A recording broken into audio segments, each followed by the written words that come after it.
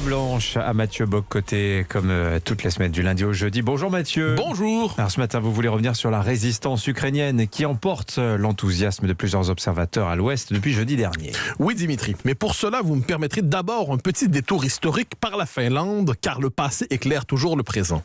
Le 30 novembre 1939, à la surprise de tous, la Russie décidait d'envahir la Finlande. Pour quelle raison? Parce que les négociations visant à établir une zone tampon permettant de protéger Leningrad d'une éventuelle agression nazie avaient échoué. Les Russes décidèrent alors de lancer ce qu'on pourrait appeler une guerre d'agression préventive. L'histoire se répète.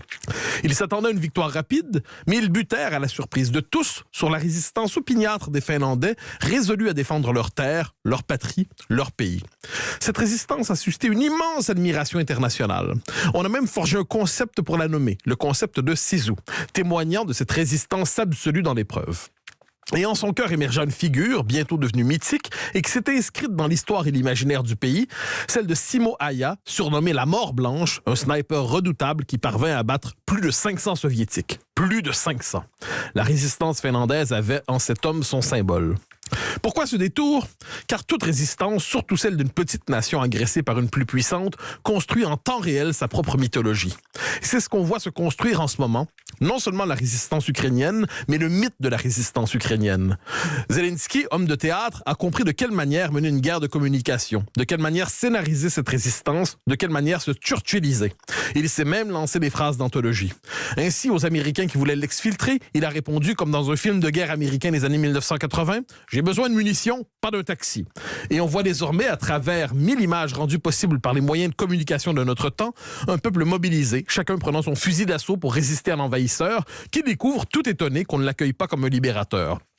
On ne sait pas combien de temps la résistance ukrainienne durera, d'autant que Vladimir Poutine, déjoué dans son blitzkrieg, pourrait être tenté de monter aux extrêmes, comme on l'a vu lorsqu'il a menacé de faire usage de l'arme nucléaire. Il existe en ce monde une hypnose de la guerre, un grand vertige de la destruction. Il n'est pas interdit de croire que Poutine y est soumis. Mais l'essentiel est ailleurs. L'essentiel est dans le fait qu'il y a une résistance, qu'elle déjoue pour l'instant le plan des Russes, que chaque journée gagnée contre eux crée les conditions d'une issue inattendue à cette guerre d'agression. Mathieu, est-ce qu'il faut prendre pour argent comptant ce récit enchanté de la résistance ukrainienne? Alors, je dirais seulement, cher Dimitri, que nous devons nous rappeler que dans la guerre, tout le monde verse dans la propagande, même le camp qui a notre sympathie. Ainsi, il y a quelques jours, on apprenait, mais était-ce vraiment une surprise, que des soldats de l'île des Serpents, qui s'étaient apparemment sacrifiés en disant « Go fuck yourself » aux marins russes qui leur ordonnaient de se rendre, n'étaient pas vraiment morts. Oups. La presse qui avait chanté leur courage héroïque a préféré faire passer cette fake news pour une bonne nouvelle en annonçant que finalement, les 13 sacrifiés n'étaient pas complètement morts. Je ne dis pas cela pour faire le cynique, loin de là. Et je sais que la propagande, dis-je, que la propagande est nécessaire à la guerre. Israël Tarte, une figure illustre de l'histoire politique québécoise, disait très justement qu'on ne gagne pas des élections avec des prières. Ce n'est pas non plus ainsi qu'on gagne des guerres contre les héritiers de l'armée rouge. Je m'inquiète seulement d'un rapport au réel un peu trouble, où chacun se met à relayer une propagande sans avoir le souci élémentaire de la véracité des faits. Une fake news est une fake news, même si elle est relayée de bonne foi et qu'elle serve Kiev, Moscou ou Washington. D'autant que les réseaux sociaux nous plongent dans l'urgence du clic. Chacun, même les intellectuels les mieux formés, croient participer à l'effort de guerre un retweet à la fois. On préfère participer à la belle histoire du moment en la relayant, plutôt que prendre le temps de discerner le vrai du faux et conserver sa capacité à faire quelques nuances, comme l'exige souvent l'esprit d'analyse. Mathieu, cette résistance ukrainienne, est-ce que vous y voyez une résistance européenne? Oui, si on veut, car les Ukrainiens ici sont campés aux marches de l'Europe. Ils se battent pour elle, pour l'Occident, pour la démocratie, pour notre civilisation et tout ce qu'on voudra. Mais ils se battent d'abord pour eux-mêmes et cela va de soi. Ils se battent d'abord pour leur pays, pour leur terre, pour leur peuple.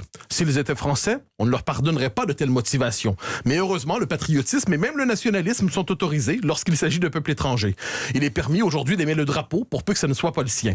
Mais évitons le mauvais esprit car la résistance ukrainienne est une noble cause et comme un général célèbre l'a dit en d'autres temps à propos d'un autre peuple, nous dirons sans la moindre hésitation, vive l'Ukraine libre. Voilà, j'allais vous le dire, vous êtes au bord du mauvais esprit, mon cher Mathieu. Merci à vous. On vous retrouve demain à 8h38.